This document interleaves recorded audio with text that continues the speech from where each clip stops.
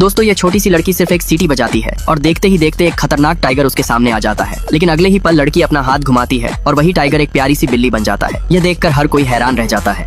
एक दिन राजा लड़की से बारिश करवाने की विनती करता है। लड़की बस हल्का सा हाथ हिलाती है और पूरे राज्य में तेज बारिश शुरू हो जाती है। लड़की की ताकत देखकर उसके गुरु को भी यकीन हो जाता है कि वह उनसे भी ज्यादा शक्तिशाली है, इसलिए वह उसे उसके माता पिता को ढूंढने के लिए पहाड़ से नीचे भेज देते हैं। रास्ते में लड़की एक मंदिर के पास पहुंचती है जहां कुछ बदमाश एक दूसरी लड़की को परेशान कर रहे होते हैं। यह देखकर वह तुरंत उनकी तरफ दौड़ पड़ती है और उन्हें रोकने की कोशिश करती है, लेकिन जब उसकी तलवार कोई असर नहीं दिखाती तो बदमाश उसका मजाक उड़ाने लगते हैं। उन्हें क्या पता था कि लड़की जानबूझकर उनके साथ खेल रही थी।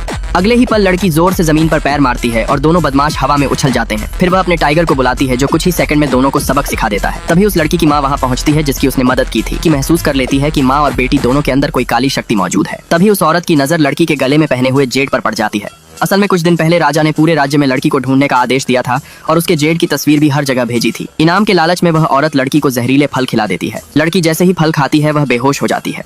इसके बाद औरत उसका जेड चुरा लेती है और अपनी बेटी को राजा के पास भेज देती है ताकि वह खुद को असली लड़की बताकर इनाम हासिल कर सके। लेकिन जब लड़की को होश आता है तो उसे सारी सच्चाई पता चल जाती है, इसलिए वह सीधे राजमहल पहुंच जाती है और सबके सामने उस औरत का भंडाफोड़ कर देती है। औरत घबरा जाती है और राजा से लड़की को महल से निकालने की मांग करती है। लेकिन तभी लड़की को पता चलता है कि राजा का बेटा ही उसका असली पिता है और इस समय वह बहुत बड़े खतरे में है। अब लड़की अपने पिता को कैसे बचाएगी, जानने के लिए सब्सक्राइब फॉर पार्ट 2।